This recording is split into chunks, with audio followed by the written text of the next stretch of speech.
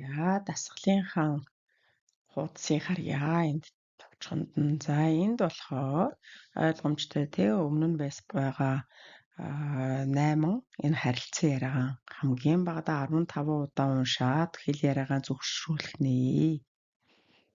За дараагийн энэ 2 дахь дасгалаас эхлээд яах вэ гэхээр зөв игнэнд нь ингээд тэмдэглэл гэж энэ жишээ нь энэ харилцан яриаг уншаад энэ нь хүндэтгэлийнх байна уу, ердийн ярианых байна уу, эсвэл хар ярианых байна уу гэдгийг нь тэмдэглэх нь л дээ.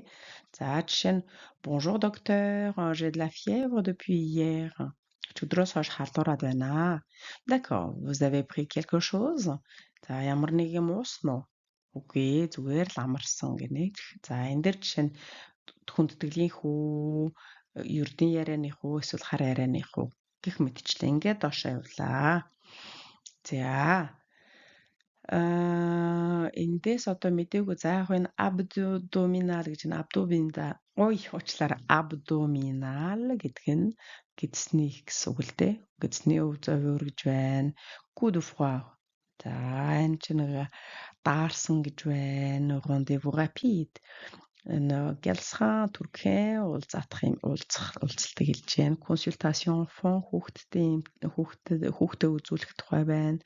Мародо нуруу өвдөж байгааг нь renouvellement d'ordonnance. За энэ болохоор нөгөө эмийн бичиг байна да. Тэрийг шинжилүүлэх тодорхой хугацаатай байдаг тий. Тэгэл тэднэн сар тутам шинжилнэ гэх юм бол энэ тэр renouvellement гэж explication des symptômes янз бүрийн зовёр шинж тэмдгээ илэрхийлэх гинэ. За ингээд хийгээд явж байх явцад чинь мэдэхгүй үг өмнө гараагүй үг хэллэгдэр байх юм бол асуугаарай. За дараагийн дасгал дээр болохоор энийг энэ хойноосоо хараад тийм үгнүүдийг харах нэ. За тэгэхээр эн чи аввахтай байх уу, этхтэй байх уу гэдгийг нь харах нь байна.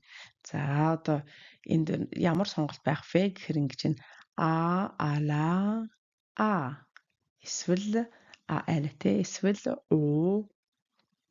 За гэх мэт эсвэл fatigué, stressé, malade гэдэг үг хоёр дахиж байгаа юм байна.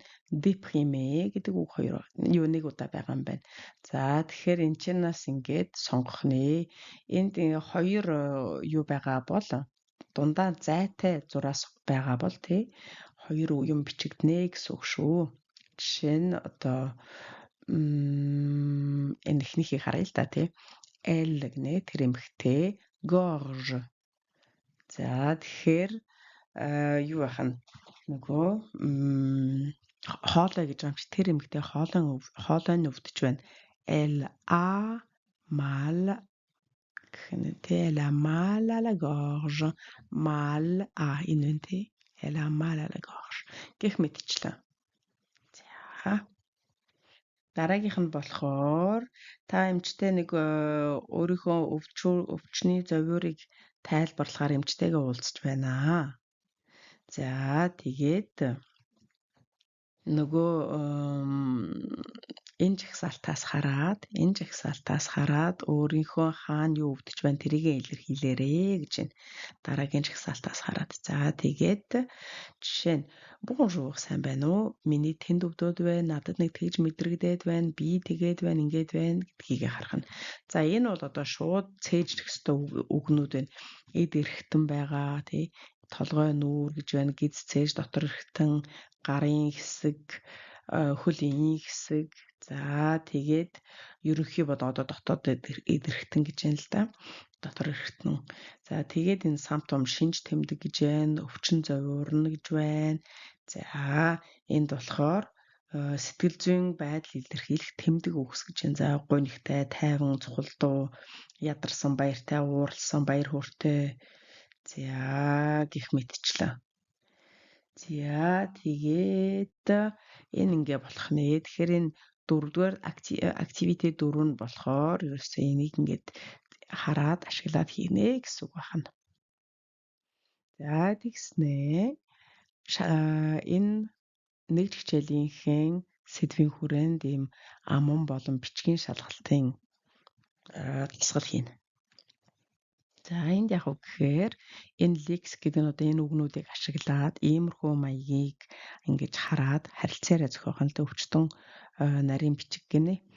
За тэр нь яах ёстой вэ гэхээр эмчид цаг авах гэдэг ийм гарчигтай юм байна. За яах вэ гэхээр нөгөө эмчийн кабинет руу залгаад нарийн бичиг одоо нөгөө тусгай ажилтан бааш тэгээ тэр хоорондоо болж байгаа харилцан яриаг төсөөлөө.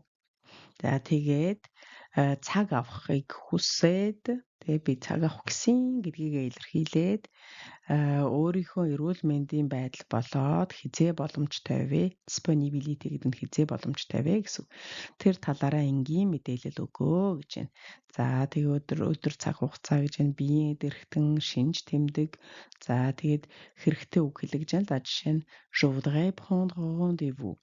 C'est urgent. Je suis disponible. За энэ дээр нөгөө хизээ боломжтойгоо хэлэрэй гэхэд жишээ нь je suis disponible гэдэг нь би тэдэнд боломжтой, эдэнд боломжтой гэдэг одоо хугацаагаар бас нэг хэлэх нь байна тий. За энэ ингээд төсөөлөөд харилцаараа бичих нь. За дараа нь бичгийн дасгал. За бас цаг хүсэх тухай гэнэ. За энд болохоор таны гидс өвдөд хэд хонлоо? Эмчид үзүүлмээр байгаа.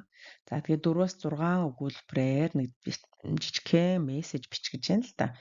Цаг авахын тулд. За өөрийгөө танилцуулаад таны яг ямар асуудал байна? Тэрийг тайлбарлаад нэг ямар нэг өдрийг цаг хугацаа санал болгоорой. Тэгээд мэйлээ ингээд ээлдгээр дуусгаарай гэж байна. За тэгэхээр энэ чинь энд нэг юм юуны захианы жишээ байна тийм ээ. Обже гэдэг нь болохоор яг яах санаатай байгаа юм бэ? Мэйл бичгээд одоо тэр гарчиг гэж өгдөг тий. За тэр байна. За тэгээд захиа ямар ч байсан бонжур гэж эхэлнэ. Сайн байна уу? Намайг утган гэдэг юм аа. Би бол шинээр одоо танд үзүүлж эхэлж байгаа өвчтөн байна. За одоо тэгээд эмч хүнд бичиж байгаа учраас яг одоо миний бие эрүүл сарвал байсан ч гэсэн тэр хүний хувьд бол би өвчтөнөө гэсэн үг тий. Дэлгүүрт орвол худалдан авахч гэсэн үг тий. Тэгэхээр одоо энэ пассион гэж хэлэх нэ. За миний гэдэс өвдөд 3 хонлоо. Бас жаахан халуураад байна.